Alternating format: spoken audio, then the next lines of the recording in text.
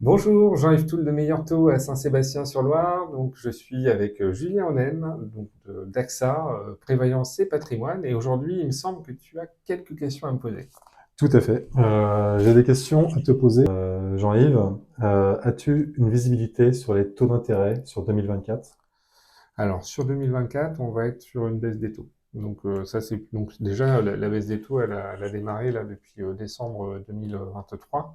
Mhm. Elle a été assez forte, même sur le mois de janvier et dans la continuité ensuite sur février.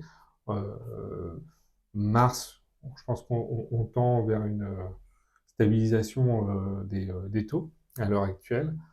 Il n'empêche que ça reste de bon augure puisque les taux vont être dans une dynamique où les taux vont continuer de baisser progressivement d'ici la fin de l'année 2024. Et on peut, donc, de manière précautionneuse, anticiper aussi une baisse des taux sur même l'année 2025. De toute façon, ça Mhm. va aller de pair avec la baisse de D'accord. l'inflation, hein, Ok. dans tous les cas de figure. Donc c'était une bonne nouvelle. C'est une très bonne nouvelle. Très bien. Super. Concernant justement ces crédits, est-ce que tu as un timing à m'annoncer pour tout ce qui concerne les rachats de crédits pour ceux qui ont eu des taux peut-être plus élevés sur 2023 Oui. et début 2024? Mm. Quand est-ce qu'ils pourront racheter leur crédit? Alors, les personnes qui ont contracté donc des prêts immobiliers, donc avec des taux situés autour des 4,30, 4,40, 4,50, je pense qu'il sera judicieux sur 25 ans par exemple, ce sera judicieux de renégocier cela, euh, soit en fin d'année ou au courant début d'année prochaine.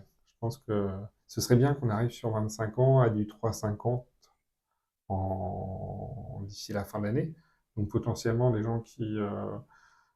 emprunteurs qui ont emprunté donc autour de 4,50, imaginons du coup en 2023, seraient susceptibles justement en fin d'année ou début d'année prochaine d'avoir 1% en moins tout de même, donc ce qui leur permettrait soit de réduire la durée de leur emprunt pour une mensualité identique, ou inversement de conserver la durée et de baisser leur mensualité.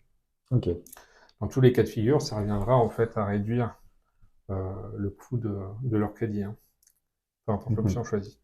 Donc oui, c'est des choses qui vont être qu'on va revoir. Je pense qu'on va avoir une nouvelle vague là qui va arriver d'ici la fin de l'année.